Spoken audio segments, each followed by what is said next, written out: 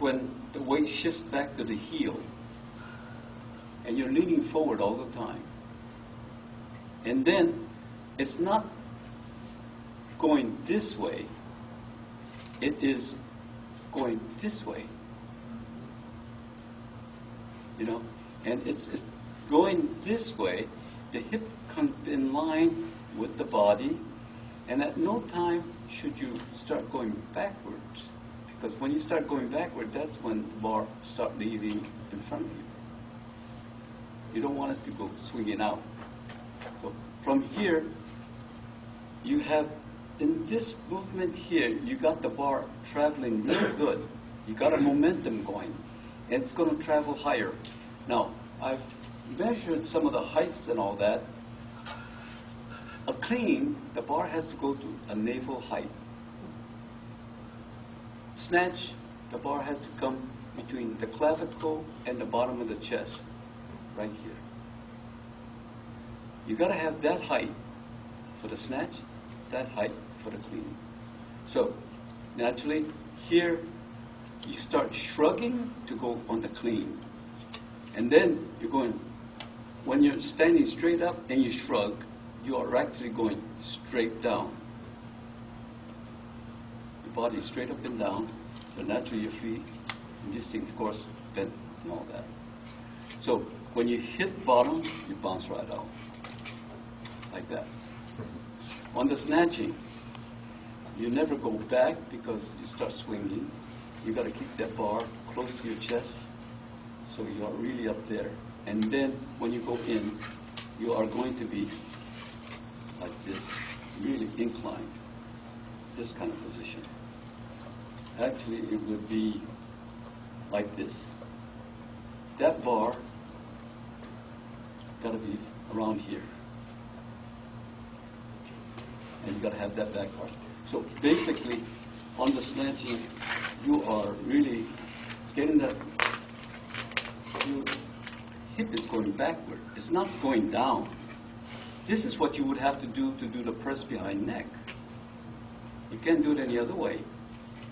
This is the snatch position. This is the kind of snatch position you got to hit. Perpendicular to the floor, usually right over where your feet would be, and you got this thing sticking out. If the bar is going too far back, you lean more forward to compensate. If the bar is a little bit forward, you lower your hip to compensate. So you got that ability, a little play here. If the bar goes beyond over here, you can't save it. You keep your arms locked, and it would go away from you. It would not fall on you. Too many people, beginners especially, they let go. They don't know where the bar is. It usually hit them somewhere in the back and all that. Whereas if it's like this and the arms is perfectly straight, they would avoid all that. And by the time your hand is over here, your hand would open up automatically and you would release the bar. So it got no chance of falling on you.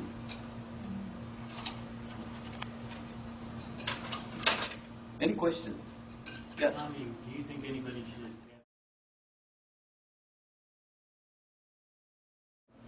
In either one of my book, I don't say power snatch or power clean because the pulling system is completely different. Let's say a guy is 6'1", 6'2", and he's going to do power snatch. You know how high that bar has to go up?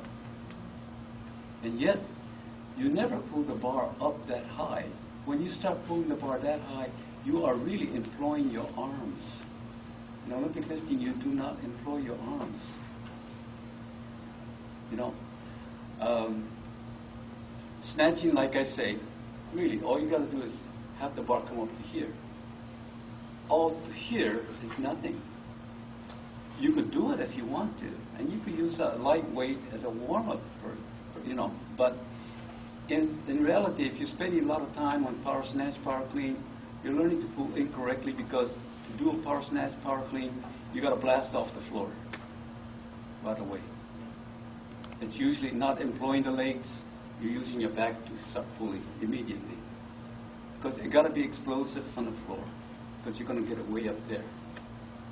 But in the actual lifting, all you got to do is level height for the clean, this high for the, and you don't even see that a lot of time because they're all trying to go sneak under it. Yeah.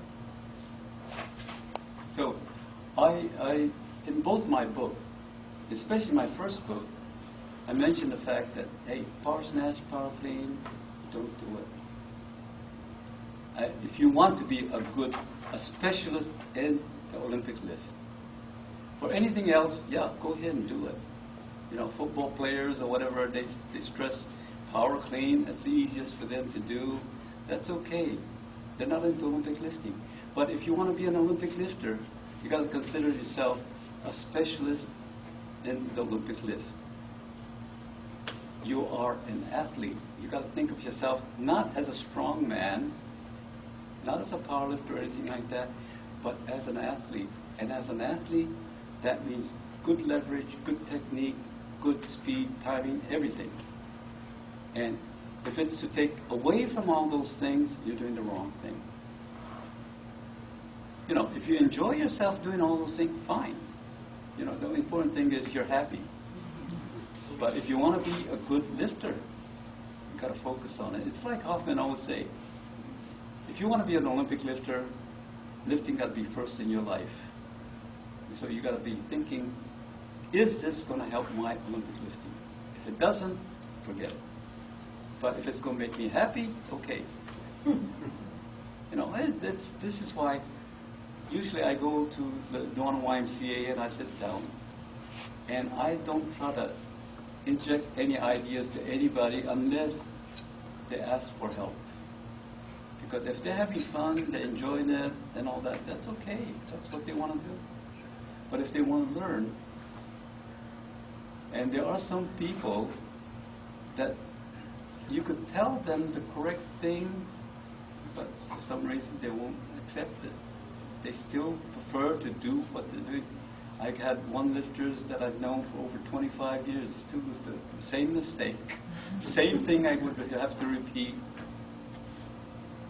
And he could clean. Now imagine a guy 62 years of age, weighing about 62 kilos, cleaning 115. He can't jerk it. He could do maybe not even 105. So I said, Gary, when you go in a contest, you got to go on the clean and jerk what you can jerk, not what you can clean. You know, like, what's the sense of cleaning if you can't jerk it, right? So he's limiting his ability because he never corrected it, and he starts with 95 kilo clean and jerk, he does 100, even 105, he fails. Yet he could do 115 clean. And I've worked with him for, and the guy's 62 years old. You never think he's that old with the way he's lifting. Yeah. But, you know, he doesn't accept it, and what are you going to do? So I have guys like that. And I have people who stop by, and all of a sudden, after 20 minutes, they understand what I'm saying. Wow, it's like it opened up their eyes and all that. Wow, they yeah, I got it. I feel it. I know what you're talking about. But then I don't see them afterward yet.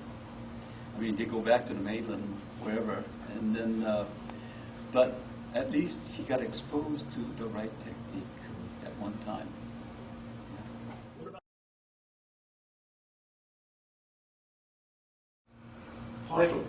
Lifting from the blocks. From the hang also. You know, what was it now? One of the good coaches said he teaches snatching from the top down. I said, you know what? If you're going to snatch from the top down, fine. But anything above the knee is very easy. But the problem is going around the knee. So The problem begins when you start from the floor.